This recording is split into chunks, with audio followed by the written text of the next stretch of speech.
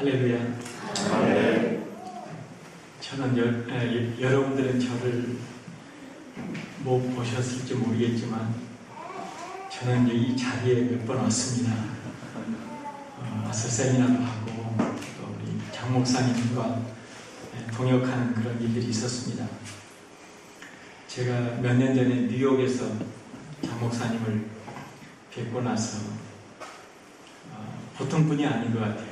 그래서 목사님과 좀 친해지기를 원했고, 그래서 목사님이 한국으로 오시고 또 계속 연락되고 그래가지고 지금 이렇게 T사역을 통해서 함께 동역하는 그런 귀한 또 이렇게 동역자 관계가 되었습니다.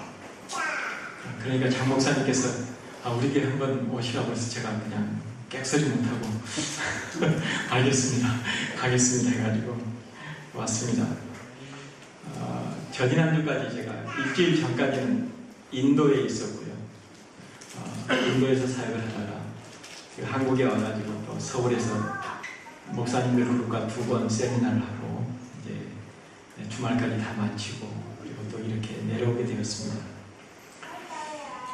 올 때마다 굉장히 이렇게 발전되고 달라지는 그런 모습을 보게 되는데, 또 교회 앞에 이렇게 환하게 터져서 저도 가슴이 이렇게 좀 확 트이는 것 같은 그런 기분에 너무 들으면서 기분이 좋았습니다. 감사했습니다. 우리가 예수를 믿는다고 하는 것이 이 세상에서 정말 가장 행복한 일이라고 저는 생각합니다. 우리가 일생을 살아가면서 많은 선택이 있는데 예수님을 믿는 이 믿음을 선택한다고 하는 것은 정말 가장 잘한 선택이라고 저는 믿습니다. 여러분도 그렇지 않습니까? 우리가 믿음 안에서 이렇게 만나게 되고 정말 친척들이나 형제들도 1년 내에 못 만날 수도 있어요. 그냥 지나갈 수도 있어요. 그러나 우리가 예수님을 믿는 우리 한 가족들은 매주마다 또 수요일에도 만나고 자주 만나지 않습니까? 이런 관계가 정말 세상에 어디가 있을 수가 있겠습니까? 너무나 축복된 그런 일이라고 저는 생각합니다. 미국에 계시는 카일 아이들먼이라고 하는 목사님이 이런 책을 썼습니다. 나도 팬인가 제자인가 이런 책을 썼습니다. 제목부터가 굉장히 흥미가 있어서 제가 사보게 되었습니다. 이분은 어린 시절에 유명한 농구 선수 마이클 조던이라고 하는 농구 선수를 좋아해가지고 그 사진을 자기 책상 앞에다 붙여놨대요. 그리고 또 한 사람을 좋아했는데 예수님을 너무나 또 좋아해서 그 사진 옆에다가 또 예수님 사진을 이렇게 붙여놓고 2개의 사진을 붙여놓았다고 합니다. 마이클 조던의 팬이었지만은 또 예수님의 열렬한 팬이었던 이 저자는 이제 어른이 돼가지고 생각해 보니까 예수님의 팬이 되는 것만 가지고서는 충분하지 않다. 예수님은 자신의 팬이 많아지는 것에는 전혀 관심이 없다. 이렇게 이야기하면서 우리는 전적으로 항복하고 예수님께 헌신한 그런 제자가 되어야 한다. 이렇게 적고 있었습니다. 교회 다니는 사람들 중에는 예수님의 제자가 있는가 하면 그냥 예수님이 좋아서 또는 그냥 맹목적으로 그냥 이렇게 다니는 사람들이 있다고 하는 것입니다. 뱀과 같은 그런 사람이 있다고 하는 것입니다. 오늘날 예수님을 믿는 사람들을 이렇게 지칭하는 용어들이 많이 있습니다. 신자라고 하기도 하고 또 믿는 자, 그리스도인, 기독교인, 크리스찬. 그 중에서 좀 믿지 않는 사람들이 좀 이렇게 혐오하는 이렇게 말로 이렇게 부르는 게 예수쟁이 이런. 저도 예수쟁이라는 말을 참 많이 이렇게 들어보았습니다. 그 중에서 가장 우리 기독교인, 그리스도인이라고 하는 말이 가장 보편적인 그런 말이라고 생각합니다. 신약 성경에는 굉장히 놀라운 것은 뭐냐면 예수 그리스도를 따르는 이들을 지칭하는 용어인 이 그리스도인이라고 하는 말이 겨우 3번 나옵니다. 3번 나옵니다. 그 중에서 가장 중요하게 사용된 것은 시리아 안디옥에서 예수님의 제자들이 처음으로 그리스도인이라고 이렇게 불린 경우입니다. 그리고 나머지 2번은 그냥 예수쟁이처럼 이렇게 경멸하는 뜻으로 불렀던 그런 이름들이었습니다. 하지만 이 제자라고 하는 말은 우리가 그리 사용되지 않고 있지만 성경 전체 많은 곳에서 사용되고 있습니다. 물론 어느 것이 더 중요하냐 하는 것은 그렇게 큰 문제가 되지 않는다고 생각합니다. 그리스도인, 제자 이런 것은 우리가 그 예수님과의 관계에서 이렇게 불려진 그런 용어이기 때문에 그렇게 중요한 그런 것들이 아니라고 생각합니다. 하나님 나라 시민으로서 정체성을 가진 우리는 그분의 제자가 되어야 합니다. 예수님께서 이 땅에 오셔서 하신 일들 가운데서 제자들을 부르신 일은 가장 위대한 일일 것입니다. 오늘의 본문은 예수께서 그의 12 제자들을 부르사 이렇게 시작되고 있습니다. 여기 부르사라고 하는 단어를 제가 좀 잘 보이게 이렇게 볼드처럼 크게 이렇게 해놨습니다. 이 말의 원뜻은 뭐냐면은 어떤 그 부른 사람이 어떤 목적을 위해서 소집했다고 하는 그런 의미입니다. 우리 한국 군대처럼 국가가 방위의 목적을 위해서 병사들을 이렇게 소집하듯이 예수님께서는 하나님 나라의 주춧돌이 될 12 제자들을 그분의 구원 사역을 이루시기 위해서 불러 모으셨다고 하는 것입니다. 그들이 원해서가 아닙니다. 예수님께서 그들을 소집하셨습니다. 여러분, 그런 관점에서 우리 이렇게 본다면은 예수님께서 우리들을 선택하시고 부르셨습니다. 그 사실을 믿습니까? 네. 나와 여러분을 이와 같은 주님의 목적에 의해서 부르셨다고 하는 것입니다. 하나님 나라의 시민으로, 하나님의 자녀로, 예수님을 따르는 제자로 부르셨다고 하는 것입니다. 최근 미국의 우리 한인 자녀들도 한국에서 하는 그 K-팝이라든지 이런 오디션 프로그램들 너무너무 좋아해요. 거기 나가고 싶어 해서 막 안달이 났어요. 스타가 되기 위해서 얼마나 많은 그 해외에 있는 그 한인 자녀들이 관심을 가지고 있는지 몰라요. 많은 젊은이들이 그 오디션에 이렇게 몰리고 있는데요. 그런데 제가 볼 때 스타가 되는 길은 굉장히 어려운 길 같습니다. 정말 멀고 먼 길 같아요. 만약에 우리가 예수님의 제자들을 이런 그 오디션과 같은 프로그램을 통해서 우리를 뽑는다고 하면 예수님의 제자가 될 사람이 과연 몇 명이나 될까 이런 생각을 해봤어요. 그런데 다행히도 예수님께서는 우리들을 부르셨다고 하는 것입니다. 오디션을 거치지 않고 시험 보지 않고 어떤 어려운 어떤 자격 조건을 이렇게 나놓고 부르신 것이 아니라 우리들을 그냥 부르셨다고 하는 것입니다. 오늘 우리가 읽은 본문에는 예수께서 제자들을 부르신 그 명단이 나오고 있습니다. 12 사도의 이름은 이러하니 하면서 쭉 이름이 나오고 있습니다. 혹시 여러분 12 제자 이름 다 외울 수 있는 분 계세요? 12제자. 나는 주일학교 때 12제자 이름을 많이 불렀기 때문에 지금도 기억하고 있어요. 지금 보면 좀 재미없는 곡이지만 그때는 재밌게 불렀어요. 베드로, 안드레, 야고보, 요한, 필립, 바돌로메, 도마, 마테, 야고보, 다데오, 시몬, 가룟, 유다. 하면서 불렀어요. 지금까지 잊어버리지 않아요.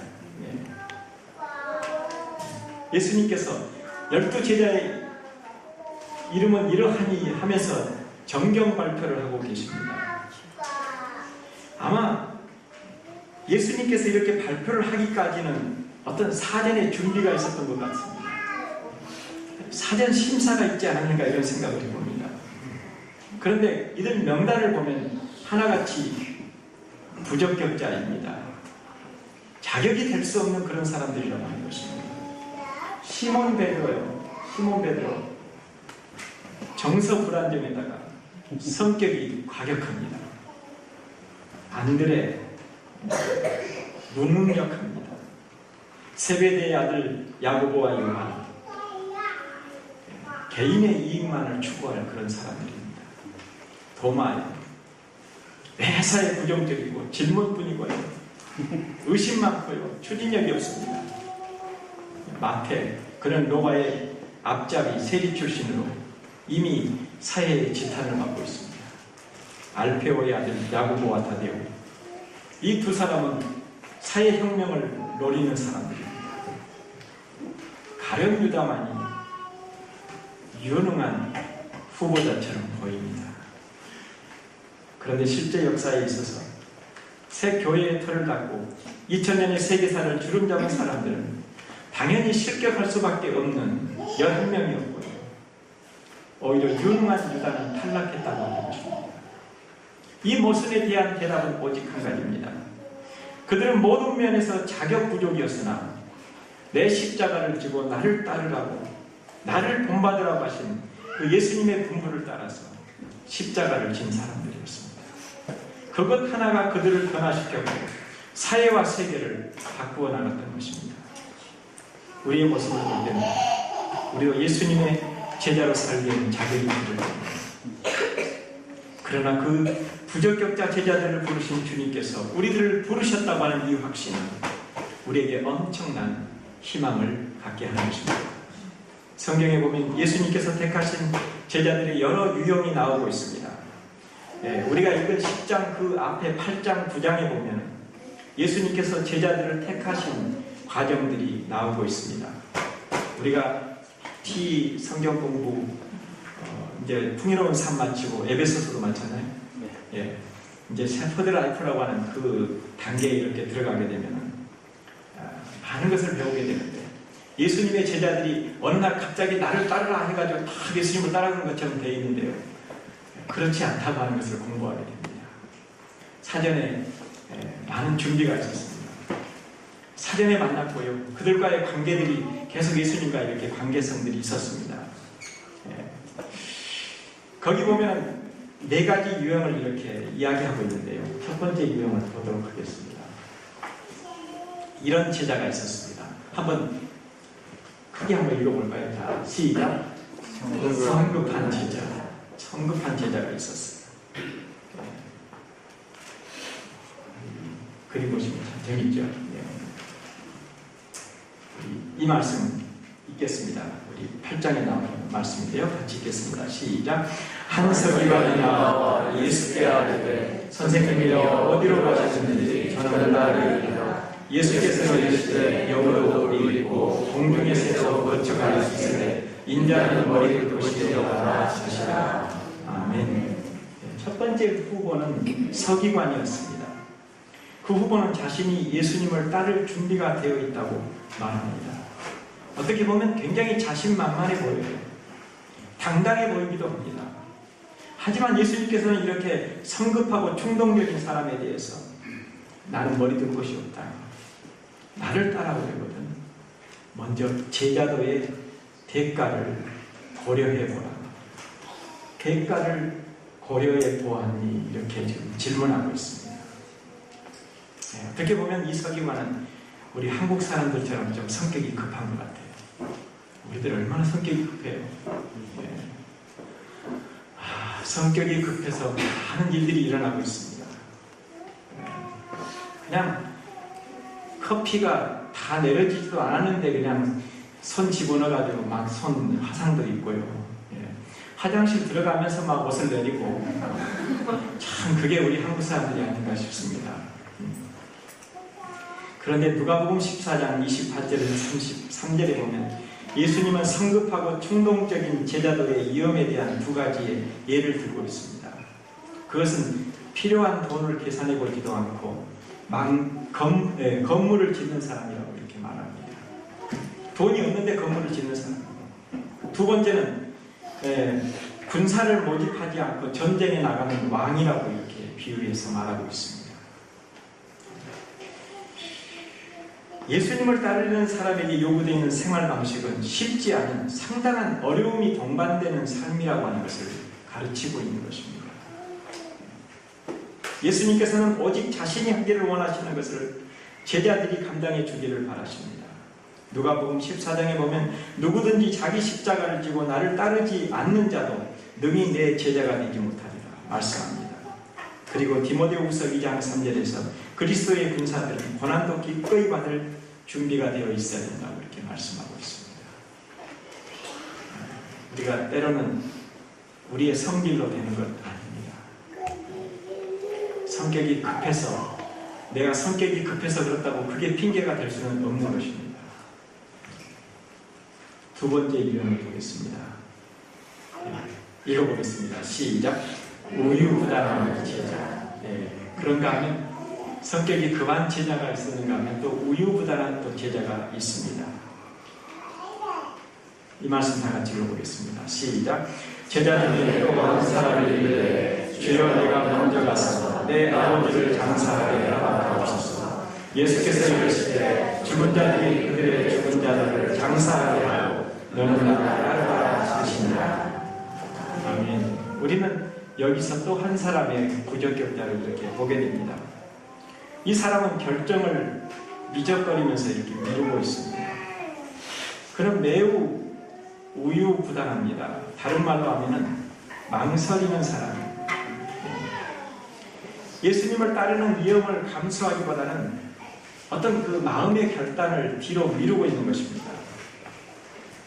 그는 자기 아버지의 장례를 치른 다음에까지 예수님 따르는 것을 미루겠다고 말합니다. 정말 이 사람의 아버지가 방금 죽었다면 이 말은 굉장히 합리적이고 맞습니다. 그런데 팔레스틴과 같은 더운 지방에서는 사람이 죽으면 바로 그날 그냥 그 시로 장례식을 합니다.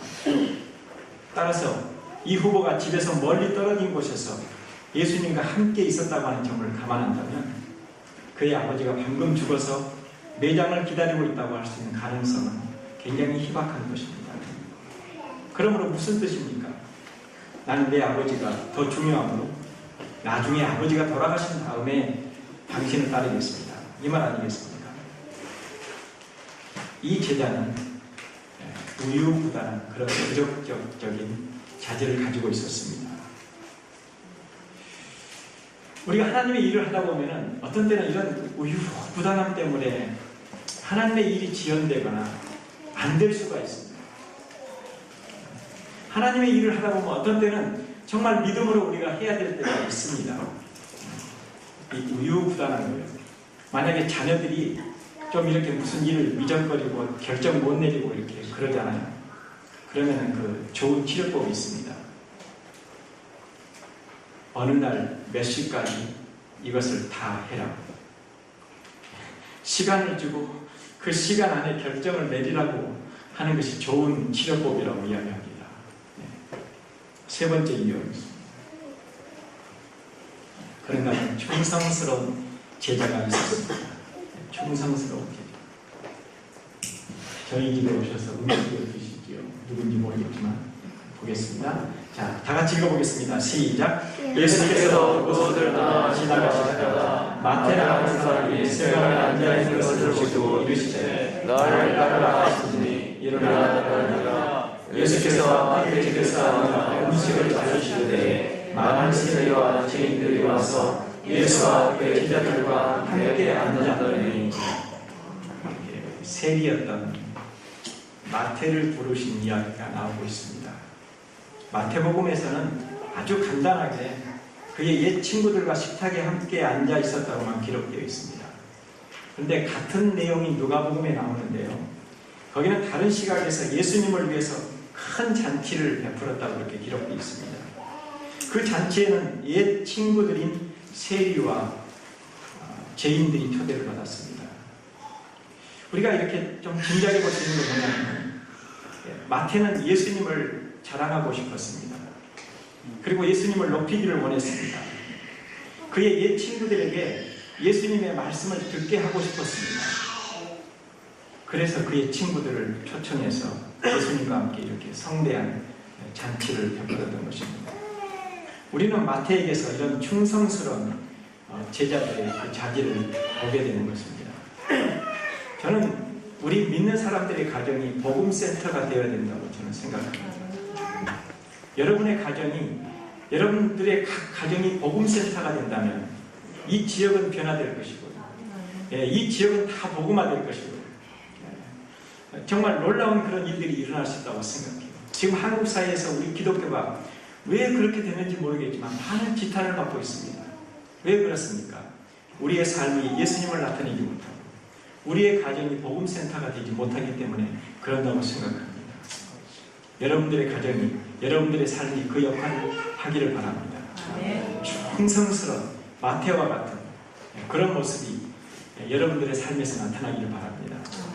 아까 예배에 들어오기 전에 우리 장 목사님과 함께 대화를 나누는 가운데서 저희가 또 돕고 있는 우리 해용교회 가운데 당진에 있는 어느 한 교회가 있는데요.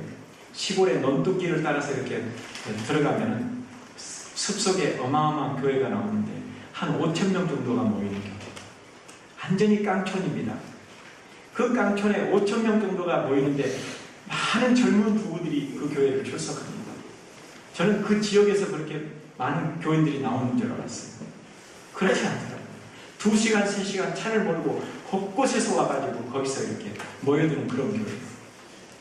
우리 이 서가야교회 얼마나 멋있습니까? 서가야교회가 정말 그런 능력을 나타내는 교회가 되기를 바랍니다. 네. 그런 비전을 가지셨으면 좋겠어요. 네. 그런 충성스러운 여러분들 다 되시기를 바랍니다. 지금 얼마나 저는 가능하다고 생각해요. 뭐 도로도 전부 잘나 있고요. 여기까지 곳곳에서 오는데 그렇게 많은 시간이 걸리지 않습니다. 그런 비전을 가지는 여러분들 되셨으면 좋겠습니다. 넷째 유형이 있습니다. 그런가 하면은 또 이 염려하는 제자들이 있었어요. 염려하는 제자들. 우리가 때로는 염려를 붙들어 매야 되는데 그러지를 못하는 것 같아요. 자, 말씀 보겠습니다. 다 같이 읽겠습니다. 시작.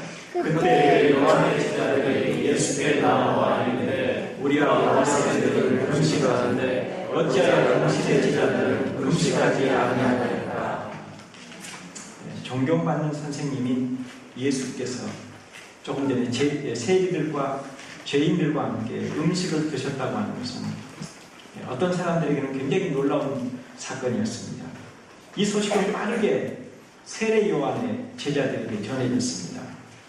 그것은 사뭇 자신의 스승인 요한의 삶의 방식과는 너무나 차이가 있었습니다. 우리가 잘 아는 대로 요한은 광야에서 메뚜기와 석청을 먹고 나타 털옷을 입고 야인처럼 생활해 왔습니다. 그리고 지금 예수님의 전성기인 지금 그런 감옥에 있는 형편입니다. 아마도 요한의 제자들은 이런 자기들의 그 스승의 삶의 방식을 기억하면서 예수께서 세리들, 죄인들과 함께 호화로운 잔치자리에 앉아서 음식을 먹었다고 하는 이 사실에 굉장히 당혹해 했던 것 같습니다. 그래서 그들은 심히 염려를 하고 있는 것입니다. 우리가 염려를 붙들어 매야 됩니다. 성경에서 우리가 살펴본 바에 의하면 네 가지 유형을 우리가 볼 수 있습니다. 서기관, 성급한 제자였습니다.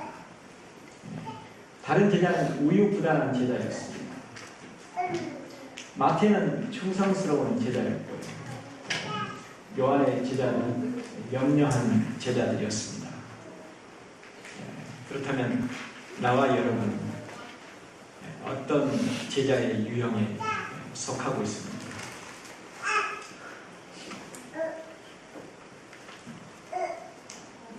놀라운 사실은 나도 제자라고 하는 것입니다. 우리도 이와 같이 각각 여러 다른 유형의 자질들을 소유했을 수도 있습니다. 우리가 희망을 가질 수 있는 것은 뭐냐면 예수님의 제자들도 부적격한 자질들을 가졌음에도 불구하고 그들이 그리스도를 닮은 제자들로서 위대한 사도들이 되었다고 하는 것입니다. 성경에는 의외로 믿으라고 하는 단어보다는 나를 따르라고 하는 단어가 훨씬 더 많이 나와 있습니다. 믿으라는 단어는 4번 나오는 반면에 따르라고 하는 단어는 무려 20번이나 나오고 있습니다. 어떤 것이 더 중요하나 하는 것은 아까 말씀드린 대로 큰 의미는 없습니다. 하지만 주님을 따른다고 하는 것은 그분의 제자가 되는 것입니다. 그리고 그분의 제자가 된다고 하는 것은 굉장히 중요한 일이라고 하는 것을 우리는 알 수가 있는 것입니다. 하나님께서는 자기의 백성들이 예수님처럼 닮아가기를 바라십니다. 로마서 8장 29절에 이렇게 말씀하고 있습니다. 다 같이 읽어보겠습니다. 시작. 하나님이 미리 아신 자들 또한 그 아들의 형상을 본받게 하기 위하여 미리 정하셨으니. 본받게 하기 위하여, 본받게 하기 위하여. 그리스도를 닮아가는 것이 하나님의 백성을 향한 하나님의 뜻인 것입니다. 우리는 그리스도를 닮아가는 사람들을 바로 제자라고 부르는 것입니다. 그런 의미에서 우리 모두는 그분의 제자인 것입니다. 이 시대 영향력 있는 목회자 가운데 가장 존경을 받았던 영국의 존 스타트 목사님이 계십니다. 한 4년 전에 소천을 하셨어요. 그분이 소천하시기 조금 전에 책을 하나 쓰셨는데 제자 돌아가는 그런 책을 쓰셨습니다. 굉장히 참 좋은 그런 내용을 남기고 가셨는데요. 저는 그 책을 읽으면서 얼마나 많은 감동을 받았는지. 그 책에서는 예수님의 제자로 살기 위해서는 5가지가 필요하다고 제시하고 있습니다. 이 5가지. 먼저 윗줄에 있는 것을 한번 읽어보겠습니다. 시작. 성육신하신 그리스도를 닮은 자. 우리는 다른 사람들과 같이 되는 법을 배워야 합니다. 성육신이라고 하는 것은 하나님께서 인간의 몸을 입고 세상에 오신 일을 일컫습니다. 우리가 똑같이 육신의 몸을 입고 오셨다고 하는 것입니다. 그렇다면 우리가 어떻게 성육신을 닮을 수가 있겠습니까? 맞습니다. 그건 할 수 없는 일입니다. 그런데 성육신이 주는 의미는 바로 겸손입니다. 예수님께서 그 겸손을 보여주셨습니다. 성경을 읽어보겠습니다. 좀 기니까 이렇게 빗금문이 될 때까지 딱딱 끊어서 이렇게 읽어보시면 되겠습니다. 자, 시작. 너희 안에 이 마음을 품으라. 곧 그리스도 예수의 마음이니 그는 근본 하나님의 모태시나 하나님과 능력을 취할 것으로 여기지 아니하시고 오히려 자기를 비워 종의 형체를 가지사 사람들과 같이 되셨고 사람의 모양으로 나타나사 자기를 낮추시고 죽기까지 복종하셨으니 곧 십자가에 죽으시니라. 아멘. 예수님께서 이렇게 사셨으므로 우리도 그렇게 살자고 하는 것입니다. 두 번째는 읽어보겠습니다. 시작. 성령의 삶을 사신 그리스도를 닮은 자. 이제 예수님께서 그분의 제자들과 마지막 밤을 보내신 그 다락방으로 함께 가보겠습니다. 저녁 식사 도중에 예수님은 겉옷을 벗으시고 수건을 허리에 들고 대야에 물을 떠서 제자들의 발을 씻어주셨습니다. 그리고 다시 제자리로 돌아오신 예수님은 제자들에게 이렇게 말씀하셨습니다. 읽어보겠습니다. 시작. 내가 주와 또는 선생이 되어 너희 발을 씻었으니 너희도 서로 발을 씻어주는 것이 옳으니라. 내가 너희에게 행한 것 같이 너희도 행하게 하려 하여 본을 보여주라. 아멘. 우리는 교회 수련회 때 세족식을 많이 합니다. 그러나 예수님의 세족식과는 조금 의미가 다른 것 같습니다. 당시 발을 씻어주는 것은 종들의 몫이었습니다. 예수께서 하신 일은 종이 되신 일이었던 것입니다. 세 번째 보겠습니다. 시작. 사랑의 삶을 사신 그리스도를 닮은 자. 계속 말씀 읽겠습니다. 시작. 그리스도께서 너희를 사랑하신 것 같이 너희도 사랑 가운데서 행하라. 그는 우리를 위하여 자신을 버리사 향기로운 제물과 희생 제물로 하나님께 드리셨느니라.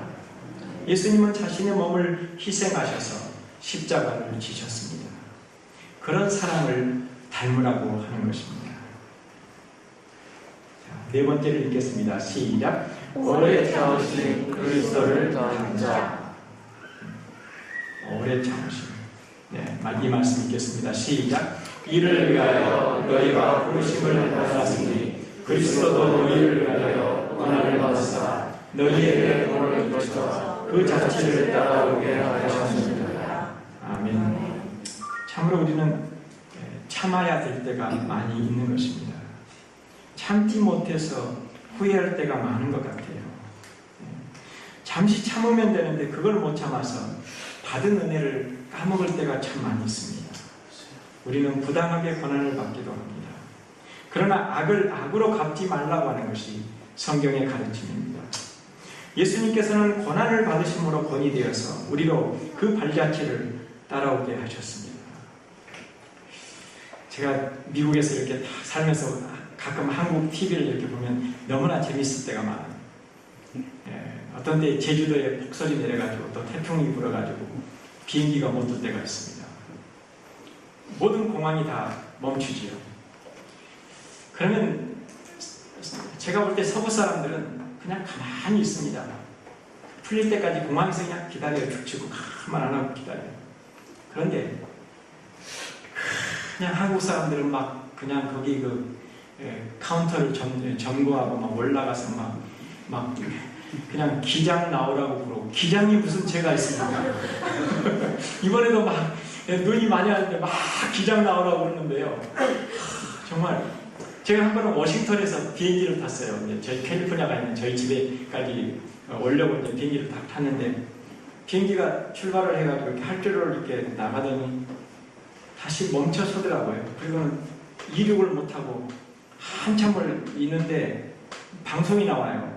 지금 기상 조건이 좋지 않아가지고 웨더 프로블럼으로 지금 비행기가 뜰 수 없다고, 그 지시가 올 때까지 조금만 기다리겠다고 계속 기다렸는데 2시간, 3시간 계속 기다렸습니다.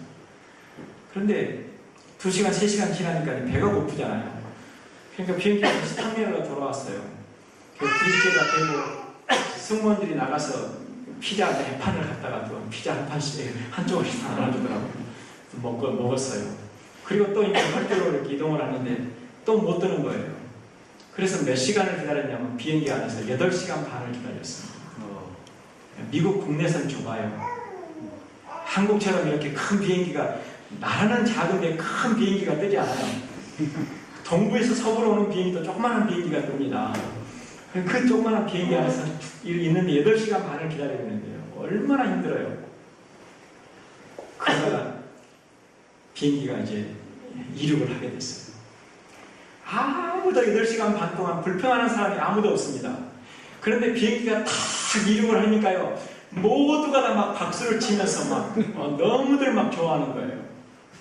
이야, 제가 바꿔서 생각해 봤습니다. 우리 같이 성질 급한 한국 사람들 같으면 어떻게 됐을까, 막 이런 생각을 막 해봤어요. 지금은 저는 이 스마트폰이 있어서 참 좋기도 하지만요, 이게 참 별로 안 좋은 것 같아요. 이게 사람의 성기를 더 급하게 하고 막 시간을 더 이렇게 막 다급하게 막 맞추고 막 그러는 것 같아요. 막 약속해놓고, 나 지금 5분 늦었는데 지금 어디 가고 있어, 막 그러면서 막 연락하고. 제가 결혼하기 전에 아내와 2대 입구에서 만나가지고 웨딩 드레스를 보기로 했습니다. 그때 뭐 스마트폰이 없잖아요. 그래서 몇 시에 만나자고 했는데 제 직장에서 빨리 끝내지를 못했어요. 그 중역들 회의를 하는데요, 제가 거기서 빠져나갈 수가 없었어요. 그래서 계속 회의 끝날 때까지 기다렸는데 한 2시간 반이 늦어졌어요. 막 다급한 마음으로 막 지하철을 타고 갔는데 아내가 보니까 저쪽에 있더라고요. 나를 보더니 막 우는 거예요. 어떻게 보면 우리는 그럴 때가 더 정겨운 것 같아요. 그렇지 않습니까, 여러분? 네, 더 정겨웠던 것 같아요. 우리 지금 너무너무 이런 막 다급한 이런 세상 속에 우리가 지금 살고 있는 것 같아요. 오래 참으신 그리스도를 닮자고 하는 것입니다. 5번째 보겠습니다. 시작. 성교의 삶을 사신 그리스도를 닮자. 네. 이거는 우리에게 어쩌면 큰 주제가 될지 모르겠습니다. 우리가 아직 미치지 못한 부분일지도 모르겠습니다. 그러나 우리가 하나님 나라의 큰 차원에서, 큰 그림 안에서 우리가 바라본다면 여기 교회가 여기까지 나아가야 된다고 저는 생각합니다. 이제 우리 교회도 좋고 다 이렇게 다 좋지만 또 다른 영역을 우리가 생각해야 되는 그런 단계도 있다고 하는 것입니다. 하나님께서 이렇게 선교의 사명까지 감당하게 되는 이런 교회들을 정말 21세기에 능력 있게 저는 귀하게 사용하신다고 저는 믿고 있습니다.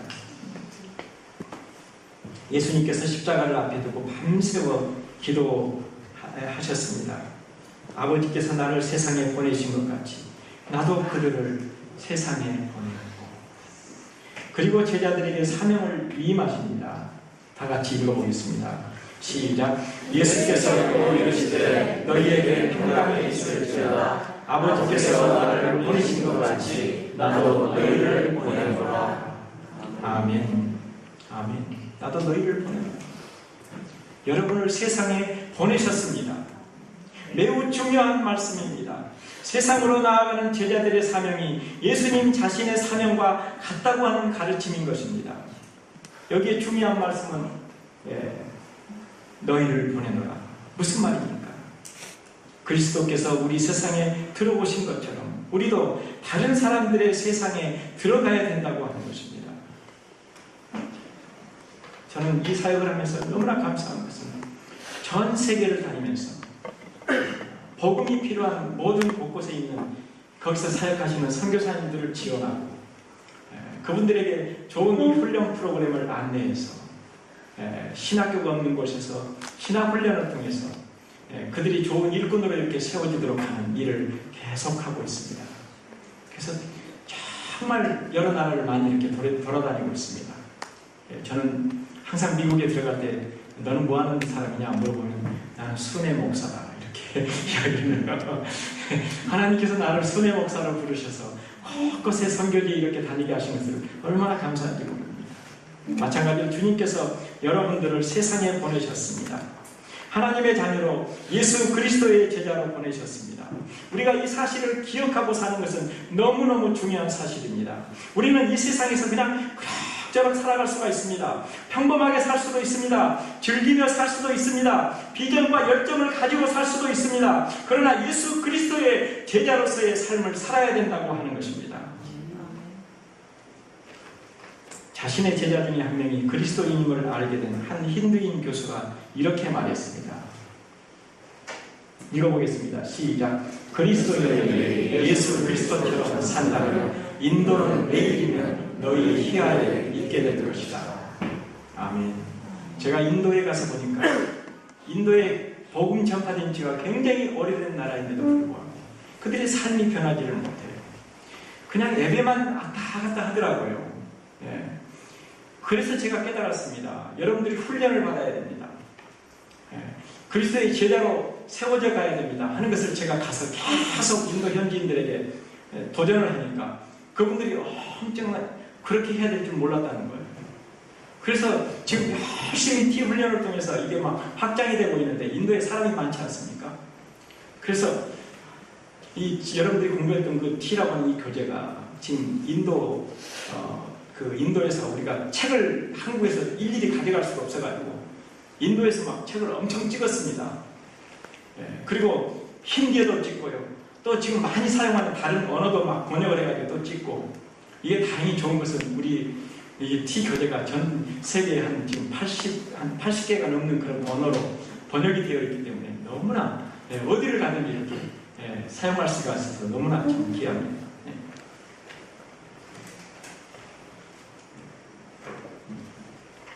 또 과거에 그 무슬림이었는데 그 목사님이 된 이 이스칸다르 야디드라고 하는 목사님이 계십니다. 이분이 이런 말을 했습니다. 자, 다 읽어보겠습니다. 시작. 모든 그리스도인이 그리스도인이라면 오늘날 이슬람은 없을 것이다. 오늘날 그리스도인을 찾기 어렵다고 하는 것입니다.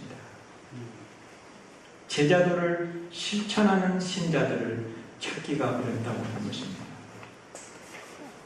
어떻게 보면 우리 대한민국이 지금 이렇게 부강한 나라가 된 것은 우리 기독교가 엄청난 지대한 공헌을 하고 정말 그 밑바닥에는 기독교의 많은 기독교가 정말 역할을 했는데 지금 사회로부터 이런 지탄을 받는다고 하는 것이 너무나 마음이 아픕니다. 제가 처음 메시지를 전하면서 팬인가 제자인가 하고 이런 책을 소개했습니다. 이 책에 보면 팬에 대해서 다 소개해 놨어요. 팬은 이런 사람입니다. 그 경기장에 가가지고 막 경기를 보면서 막 열광하는 사람이 팬이라고 하잖아요. 막 연예인들이 오면 막 가서 막 으쌰으쌰 하는 사람들이 팬입니다. 제 아들이 하나 있습니다. 제 아들이 지금 28살인데 중학교 때부터 좋아하는 농구팀이 무슨 팀이냐면 LA에 있는 LA 레이커스 팀을 굉장히 좋아했습니다. 지금까지도 레이커스 팀을 열렬히 응원하고 있습니다. 그 중에서도 누구를 좋아하냐면 코비 브라이언이라고 하는 그 선수를 제일 좋아합니다. 이제 몇 년 전에 한 5, 6년 전에 일 같아요. 우리 아들과 함께 친구들이 그 리빙룸 소파에 앉아서 그 농구 경기를 이렇게 보고 있었습니다. 그런데 우리 아들이 그렇게 좋아하는 레이커스 팀이 경기가 거의 다 끝나가는데 지금 지고 있었습니다. 3초를 남겨놨는데 2점을 지고 있었습니다. 너무나 안타까워. 3초만 지나면 지는 순간입니다. 그런데 우리 아들이 그렇게 열렬히 좋아하는 코비 브라이언이 3초를 남겨놓고 장거리 슛을 날려가지고 골인이 됐습니다. 장거리 슛 3점이잖아요. 점수가 만회되면서 이겼습니다. 그러니까 그냥 우리 아들이하고 친구들하고 거기서 그냥 야 하고 일어났습니다. 그리고 우리 아들은 그 자리에서 쓰러졌습니다. 일어나지를 못해가지고 병원으로 응급실로 들어갔습니다. 왜냐하면 가만히 앉아가지고 이렇게 그걸 보고 있다가 이 무릎이 경직되어 있는 상황에서 갑자기 팍 일어서는 바람에 인대가 날아버렸어요. 세상에 경기를 하면서 인대가 나가야 되는데 이건 경기를 보다가 인대가 나가버렸어요. 정말 그래가지고는 뭐 걷지를 못해가지고 막 응급실에서 이렇게 하고 왔는데 계속 상태가 안 좋아요. 그래서 MRI를 찍어봤습니다. 그랬더니 인대가 나갔다. 수술하지 않으면 안 된다. 해가지고 또 수술 날짜를 잡아가지고 수술을 하고 그것 때문에 몇 달을 고생을 했는지 몰라요. 바로 그것이 팬입니다. 우리 아들을 보면 팬이 어떤 사람이라고 하는 걸 너무나 잘 알 수 있어요. 코비 브라이언에 대한 뭐 책도 사고요. 막 티셔츠도 막 그냥 사인한 티셔츠도 벽에다 붙여놓고 코비 브라이언이 좋아하는 나이키 신발도 막 사고 막 그런 아들이거든요.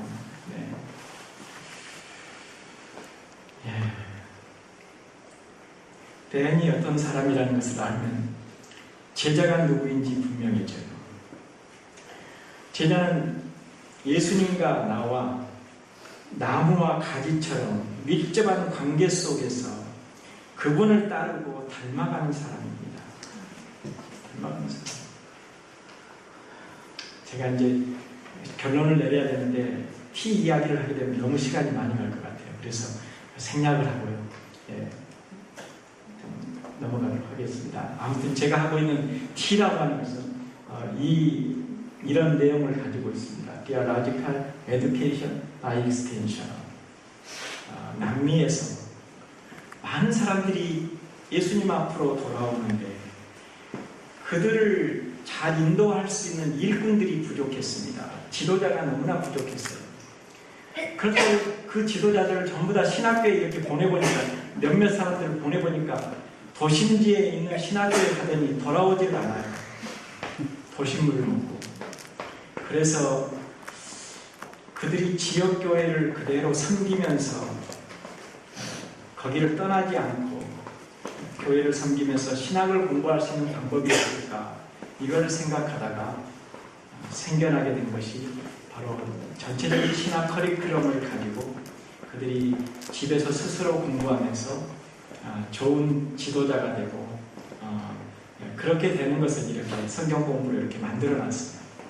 아마 공부해 보신 분들은 아시겠지만 이게 지역에 있는 사람들에게 포커스하다 보니까 굉장히 쉽게 만들어졌고 또 재밌게 만들어졌고 또 답도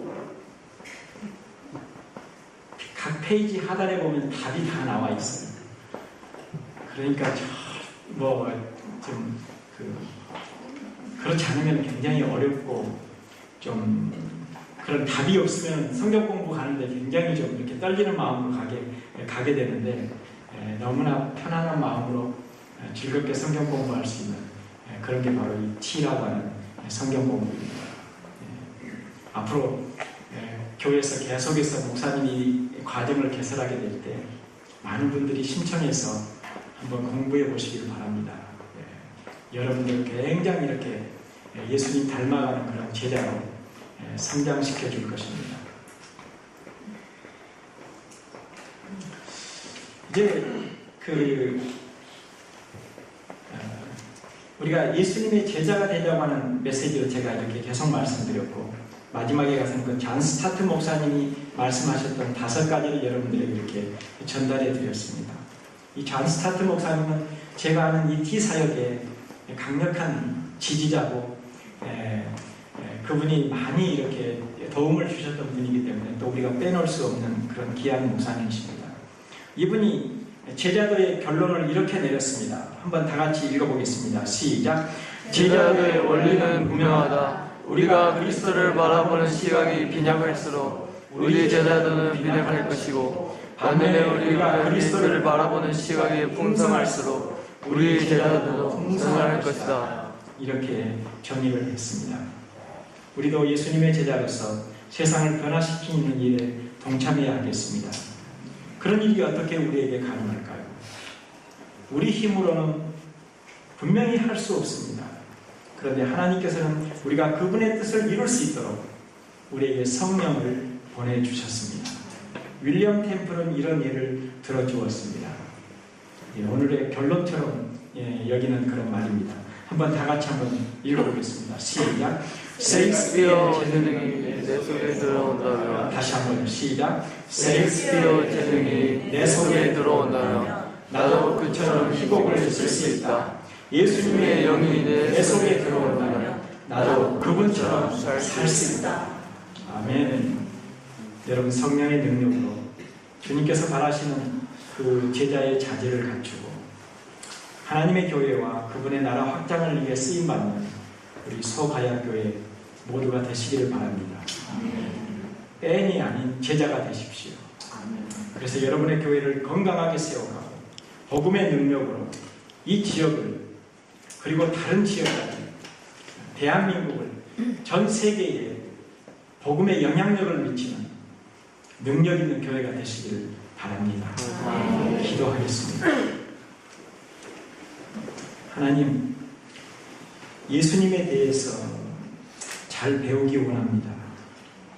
성경에 대해서 잘 배우기 원합니다. 또 교회에 대해서 잘 배우기 원합니다. 그래서 이 세상을 변화시키는 능력 있는 그리스도의 제자, 우리 소가약교회의 아름다운 신자가 되겠습니다. 우리 이런 다짐으로 열심히 살아가게 하여 주옵소서. 우리 이 소가약교회가 참으로 한국과 전 세계에 복음의 영향을 미칠 수 있는 복된 교회가 되게 해 주옵소서. 예수님의 이름으로 기도합니다.